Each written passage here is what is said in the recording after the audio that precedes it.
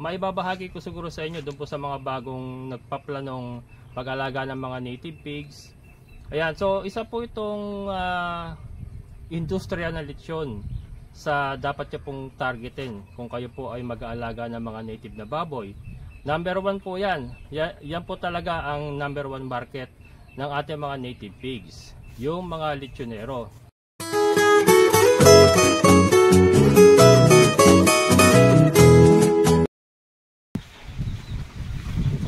Amazing na buhay mga kabokals. Andito naman tayo sa ating baboyan. Ito si Kanor po, ating barako na kalbo. Naglugon. Ayan, naglugon si Kanor. Nalaga sa kanyang balahibo, pero yan, magpapalit yan. Ayan, may pino. May mga pino na siyang balahibo. Ayan, unti-unti na po tumutubo ulit kanyang balahibo. Yan. Ayan si Tricia mga kabokals. Naglandi na, hit na. Wala nang kapalag-palag yan. Kaya lang hindi pa nga natin pabubulugan kasi patatabayin pa natin. Kawawalay lang ng mga anak niya. Last week ko lang winalay, pero yan, naglandi ka agad. Pero yan, palilipasin muna natin. Katulad ng ginawa natin kay Kimberly. Si Kimberly ay payat na payat nung bagong walay sa kanyang mga anak, pero ngayon ay nagkakalaman na uli. So ito, hindi pa natin pinabubulugan, lumipas na yung unang landi niya. Yan, ikinukondisyon ko pa, napurgan na natin. Yung dalawa kasi, ito si Tricia, saka si Basha. Ito si Basha. Hindi ko pa napupurga mga kabokals. Ito lalo na si Basha kasi mga kabokals, namayat ng gusto. Talagang sobrang namayat.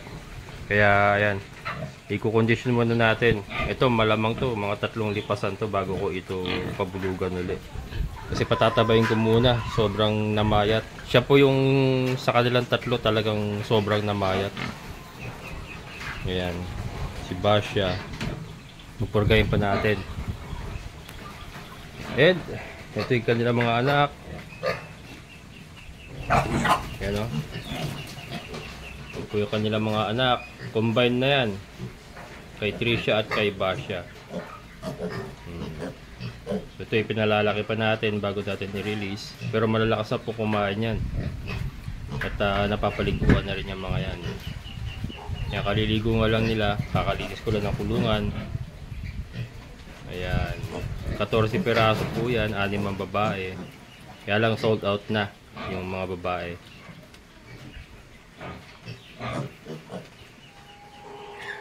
Sila. And ito mga kabokals. Ito nga po yung fattener natin na nilagay mo natin dito sa cage kasi hindi natin siya pwede isama doon sa 3 na mas bata sa kanya kasi ginugulpi niya. Ayan. Nakabili na ako ng plastic matting. Ikakabit natin kasi ita-transport na natin mga kabokals. Ito. So alamin natin kung magkano sila abutin. I-deliver natin sa San Jose del Monte, Barangay Gaya-Gaya, kay Relvins Lechon. Yan, shoutout Relvins Lechon. Dati ko na pong dinadalhan ng mga lechonin. Ngayon po ay dadalhan ulit natin. Nagkasundo kami sa presyo. So doon po sa mga gustong malaman kung magkano ba ang live weight ng lechoning native, yan, tutok lang kayo, mamaya malalaman nyo. Pero ito yung kasama nya, bibenta na rin natin to mga kabokals, yung kanyang tatlong nakababatang kapatid. Hindi, ano yan, anak ni Kimberly. Siya po yung anak ni Basha. Ito anak ni Kimberly. Ito yung mga natira doon sa mga biik natin na naibenta dati, mga lalaki kasi. So kinapon nga natin, and then ayan, green-out natin. So yan, alamin natin mamaya kung magkano sila abutin and kung magkano ang presyuhan ngayon ng live weight na panglechong native na baboy. Yan. So ikakarga ko, sana wag umulan para matuloy tayo mga kabokals. Medyo kumukulog-kulog pero sana wag tumuloy dito. Makaahon lang ako sa taas eh. Walang problema kahit umulan na siya basta nakaahon na ako sa taas. Kaya lang kasi sa ngayon hindi pa natin pwedeng ilakad kasi umaaraw-araw pa, mainit eh. Alauna pa lang ng tanghali, mainit eh. May mga parts kasi na makulimlim, may mga parts na mainit naman sobra. So baka ma-stroke. So hintay-hintay pa ako mamaya. Ang plano ko alas 4 ko aalis para sakto. Malamig na kahit abutin ako ng gabi sa daan. Ayan. So ito po ang isa sa pamamaraan kung paano kayo kikita sa paghahayupan or pag-aalaga ng native na baboy. Yan, marami pong sumusuko sa pag-aalaga ng native na baboy. Una-una na doon syempre yung taas ng pagkain. Kung wala kayong alternatibong pagkain katulad ng sa akin Madre de Agua, ay talagang mahihirapan po kung talagang pure feeds. Secondary po yung market. Yan, minsan nahirapan tayo yung market. Ito po yung may babahagi ko sa inyo mga kabukals. Isa po sa magagawa nyo para consistent yung inyong pagbebenta. Lumapit kayo sa mga lechonero. Yung marami po mga lechonero nagkalat. Lechon business is napakalaki mga kabukals. Napakalaki po ng lechon industry. So lapit tayo sa kanila. Yan, punta tayo sa kanila. Kunyari, bili kayo. Hindi, ito si Relvins, nakilala ko to. Dati-dati pa, nag-opisina pa ako. No? Nadadaanan ko lang ito sa Barangay Gaya-Gaya kasi doon ang daan ko papuntang Fairview area. So, yun. Nagtanong ako kung kumukuha ba sila ng mga lechonin. And sakto yung mga panahon na yun is magde-December. So, malakas ang lechon talaga. So, yun. Doon po nagsimula yun. Nakilala ko siya. And then from there, kumukuha na siya sa akin ng mga panlechon. Hanggang ngayon, ayan, nandito na tayo sa San Rafael, Bulacan. Ay tumatawag-tawag pa rin siya sa akin. Pag meron ako, tatawag ako sa kanya. Siyempre, alamin natin kung magkano presyo. Kung magkakasundo, katulad nito, nagkasundo kami. Yun. So, i-deliver natin. May mga times na pipick upin niya. Pwede naman po yun. Pipick upin po na lechonero sa inyo. Depende po sa pag-uusap nyo. Kaya lang ito kasi, napagkasunduan namin. Gawa nung ayoko rin kasi magpapasok dito. Lalo-lalo na yung mga tao niya. Nagkakatay ng baboy yan. Kung saan-saan ang gagaling yung baboy na nakatay ng mga tao niya. So, ayoko silang papasukin dito. Kaya, mas pabor sa akin yung ako nalang magdi-deliver doon. Para mas safe yung ating mga baboy. Yung biosecurity natin ay hindi mako-compromise. Pero nasa inyo po yung kung gusto nyo sila pipick up po, pwede naman po yun. And then ito po meron po itong delivery fee. Yan, may delivery po kami. Mamaya malalaman nyo kung magkano ang delivery fee. Pero ito. Ayan, ganyan talaga ang buhay. Buhay baboy. Wala tayong magagawa eh, ganyan po talaga. Kaya tayo nag-aalaga ng baboy para po kainin, lechonin. Yan. So ito po ay mga panlechon nga.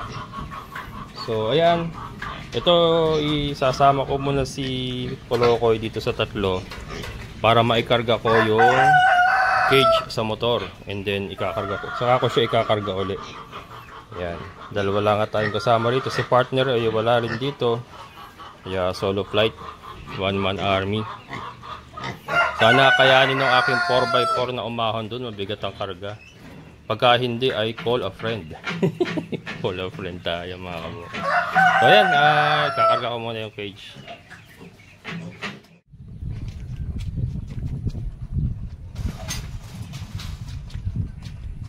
Yan mga kabukas, ito na. Pinabalik ko na yung cage.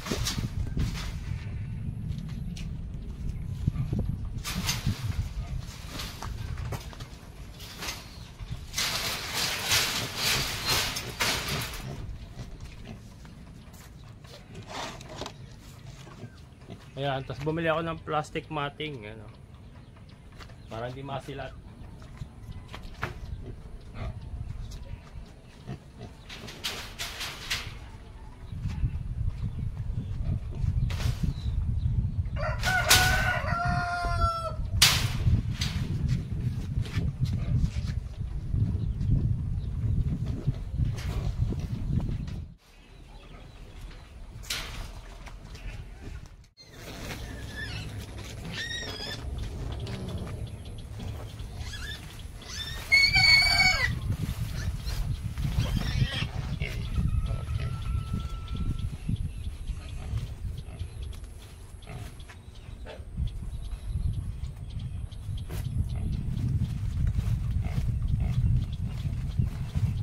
Yan, ito mga kabukas, tinimbang ko 24 kilos si Kolokoy, yung pinakamalaki.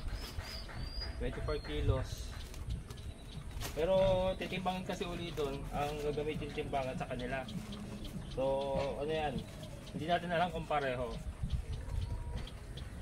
Pero at least natimbang natin dito para may reference din tayo. Huwag lang masyadong lamayo, okay lang naman.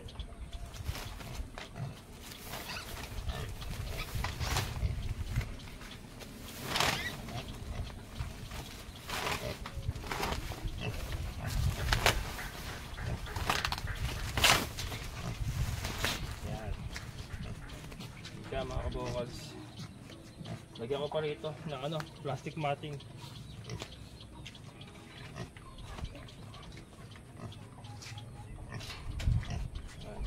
Ito pa dito sa baba. Ayan mga kabukals, so ito yung mga mas maliliit, yung tatlo. Pero isa lang mga kabukals. Isa ito doon sa tatlo balik. Ngayon natin, yan siya.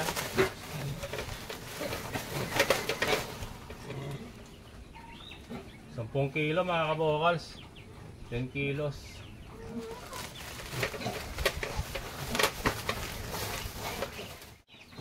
Kaya pangalawa,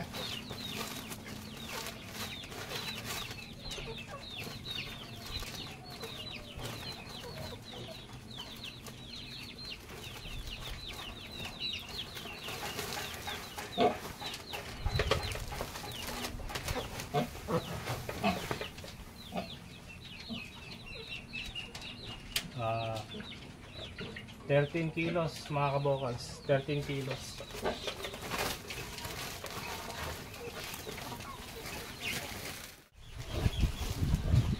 Last one mga kabokals.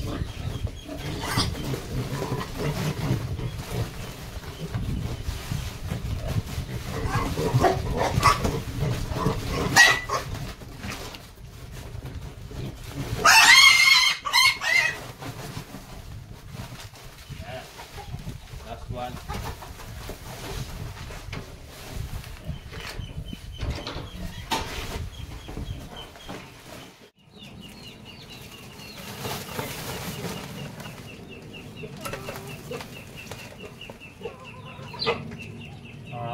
Ito mga kabokals, 14 kilos. Ayun na po. So meron po tayong 4 na i-deliver. Ito yung tatlong maliit, and then ito yung 24 kilos natin na malaki. Sakto yung ganyan kalaki pala, kasya pa ng dalawang kasya pa yun. Yung plastic matting kasi binili ko, hindi pala kasya, kaya ayan, nakaangat itong isa, nakaangat, tapos yung dalawa na hindi lapat siya, magka-overlap yan. Malaki yung nabili ko, hindi fit. Hindi sila fit.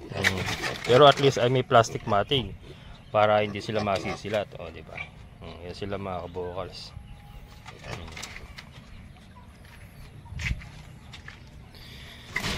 Kaya ito, medyo mataas mga kabokals kasi takot ako baka tumalon baka makatalon pa rin, kaya tinaas ko ng 2.5, 2.5 feet yan ang taas niya. Pero yung una dapat 2 feet lang, kaya lang parang hanggang dito lang yun o parang dito o mga ganyan. Kaya lang baka makatalon, maghabol ako sa kalsada, or pagka ina-unload na namin doon or kung saan man i-deliver, baka makatalon, maghabol tayo. So might as well pinataas ko na, kahit mahirap kunin, at least may pa naman, kaya naman kunin, kaya lang may challenge. Mas maganda na yung gano'n kaysa makawala. Mas mahirap maghabol Yan.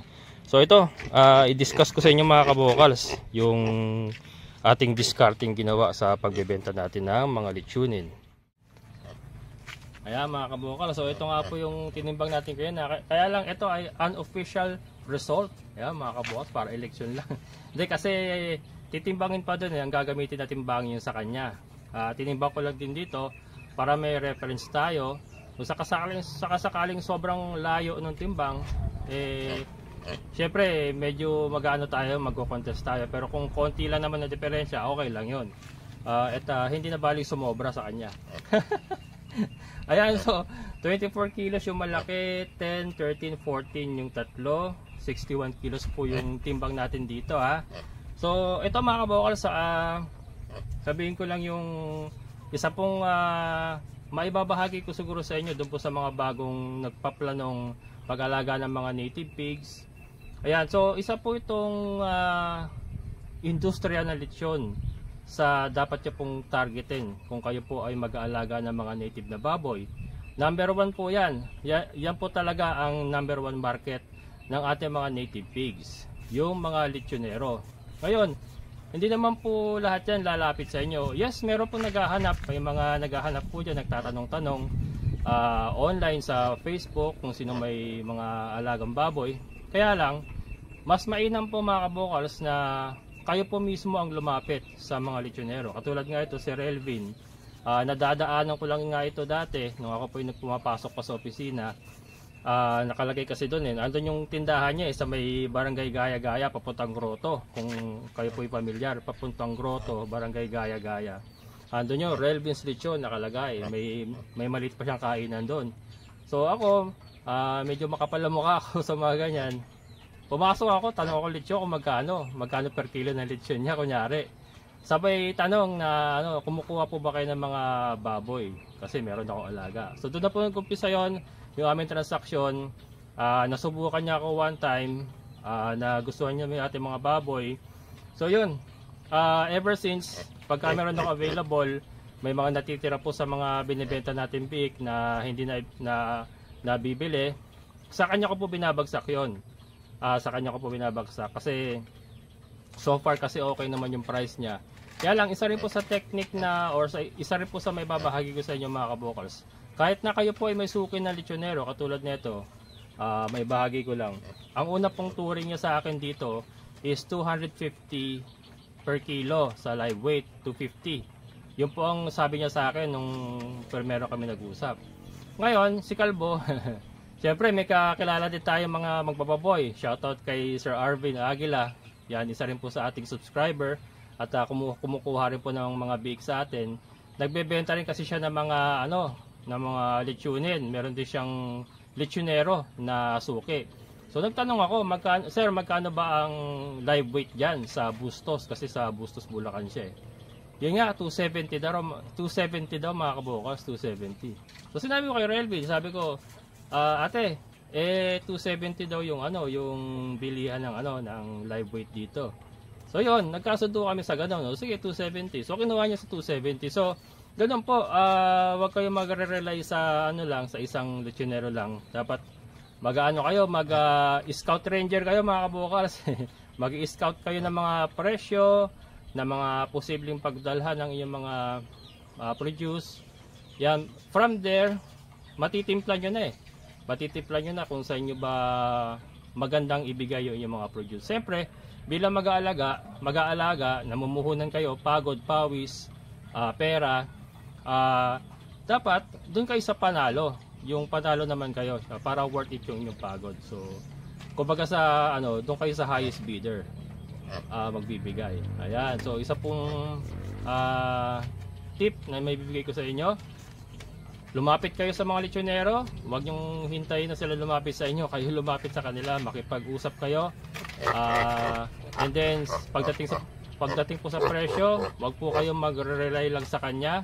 Magtanong-tanong din po kayo sa iba para meron kayong reference. And then syempre doon kayo sa panalo kung saan kayo mas kikita syempre. Ayan, and then ito nga rin po pala yung pagkakaiba ng pagbebenta ng biik. Kasi mga binibenta kong biik, syempre mga breeding materials po yun mga kabokals, breeding materials. So iba po talaga ang presyo ng breeding materials compared po sa mga pangkatay. Mas mababa po, kumbaga sa value, mas mababa po ang value in terms of quantity, yung per peraso. Mas talagang medyo mas mababa po ang kapon na lalaki na pangkatay kaysa doon sa mga babae na intended for breeding. Siyempre may presyo po yan kasi gagamitin mo po ng pamatagalan yan and then quality po talaga yung nilalabas natin mga pambreed.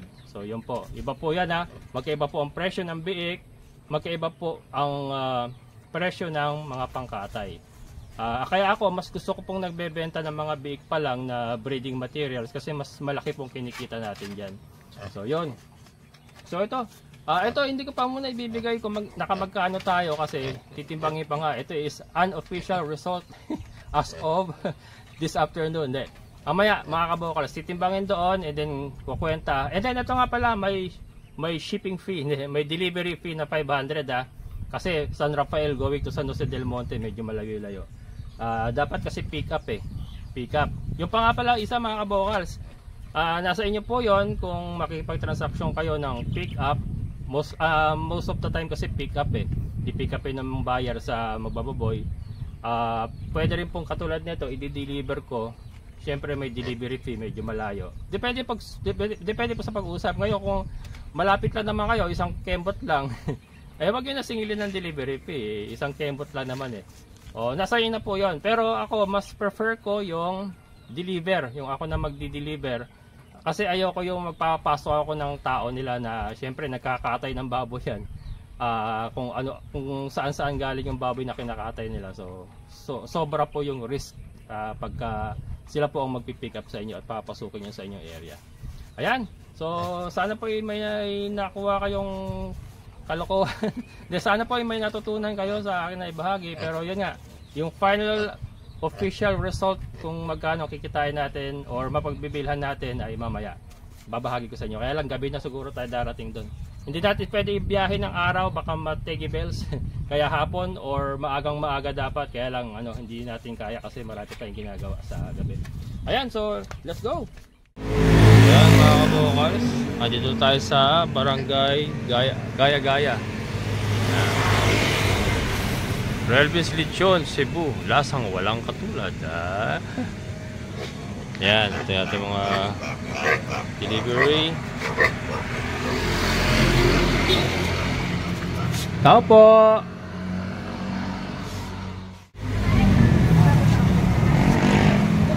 Tao po! Is there anybody home?